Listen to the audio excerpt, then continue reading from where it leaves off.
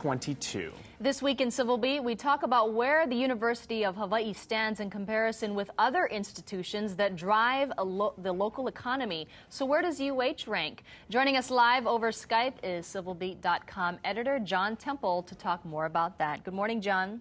Good morning. So you're talking about bringing in research dollars to the University of Hawaii, and the simple question is, where does UH stand? Well, I mean, UH is doing quite well in some ways. UH has seen its research grow dramatically in the last 10 years, from about 190 million in grants till about 450, 460. So there's tremendous movement at UH, but the reality is that to be the kind of institution that the governor and the university president described, one that would really drive the local economy, you have to compare it with other institutions of that type. And when you do, you see that there's still a lot of room for growth.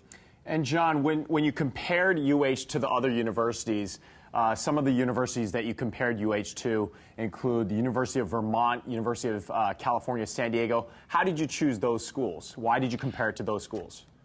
Well, we picked two universities that had a strong, all of these are state universities. We picked two that had a proven track record of being local drivers of the economy. Those are the University of Wisconsin and the University of California at San Diego.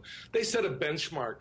We picked the University of Vermont because it's a rural school, kind of isolated, a state university, also has a medical school like UH. And University of California at Davis we picked because that's what UH says is their peer institution.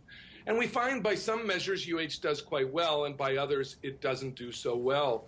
One of the reasons is that historically UH has been more of a teaching institution than a research institution, and so it's rewarded teaching when considering tenure more than rewarding research.